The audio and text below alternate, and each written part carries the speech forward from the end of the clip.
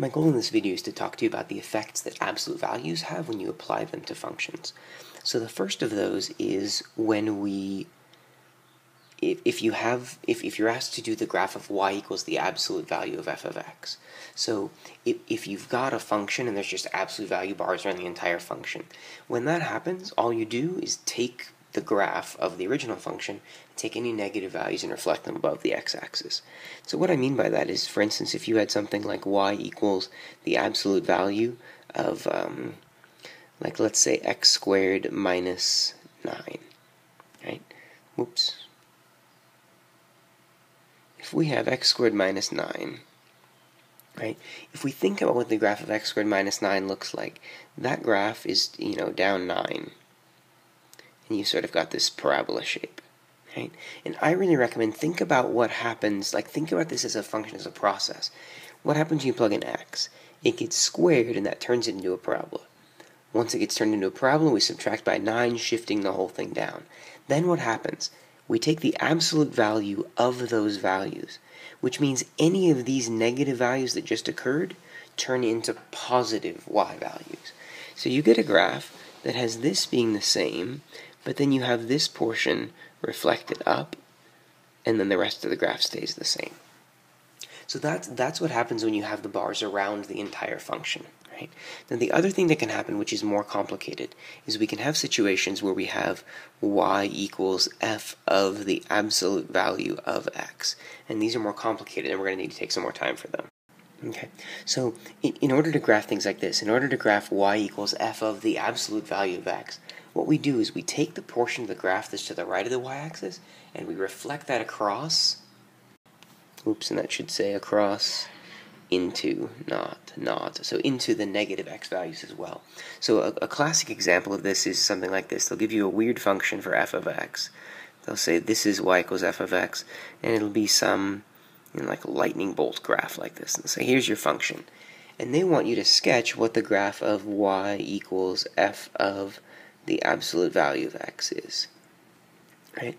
And I really want you guys to understand this, so please make sure you have your brains turned on for this. I want you to think about what's going to happen here, right? What happens if I plug 1 into this function? What does the absolute value do to it? It doesn't do anything to it.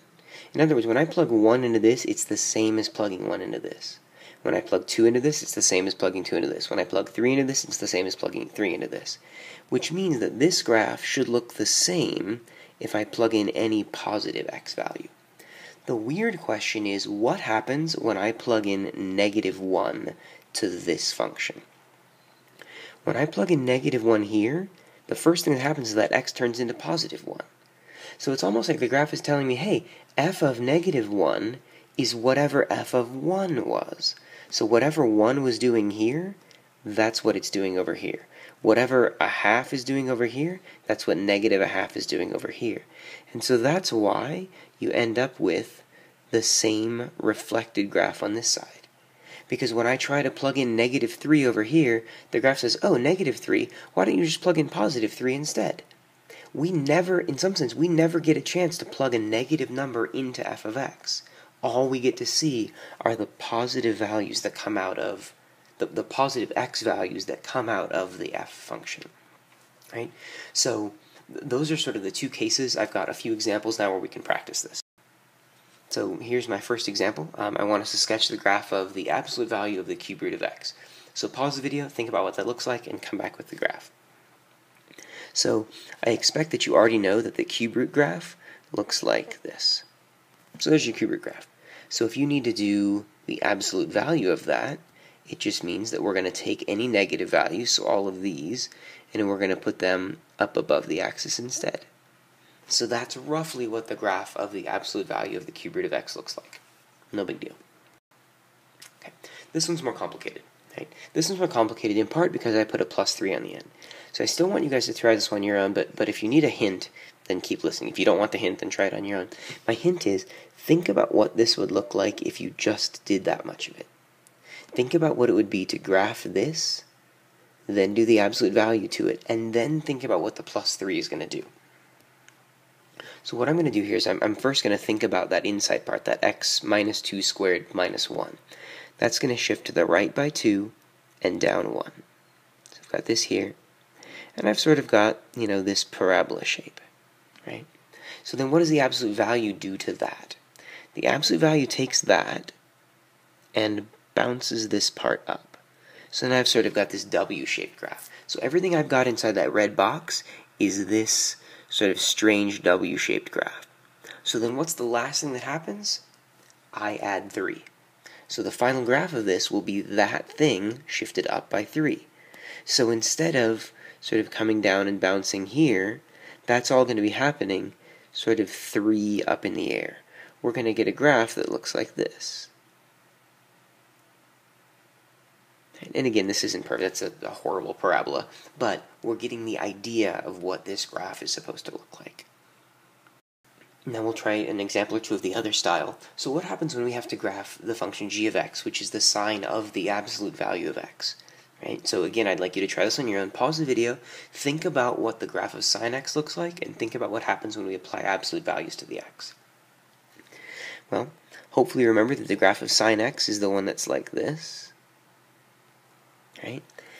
And then we know that when we take the absolute value of x, we're supposed to take anything that was to the right and reflect that to the left as well. Right? So the graph we're going to end up with is going to look like this to the right, and then the reflection of that going out to the left. Right? So this is what the graph of sine of the absolute value of x looks like. Right? We're taking all of these positive x values and using the values of the function in exactly the same way on the negative y values. So this last example is a little bit silly. I'm giving you the graph of y equals w of x right here below. I want you to sketch what the graph of y of the absolute value of x looks like. So if you sort of understood what we talked about before, then you know that when we're doing absolute values, we never get a chance to plug in a negative value to w. The absolute value makes all of these negative values go away and replaces them with all of the positive y values. So what we end up with is exactly what the function was supposed to look like, what it originally looked like over here. And to the left of the x-axis, we just have a reflection of that same idea.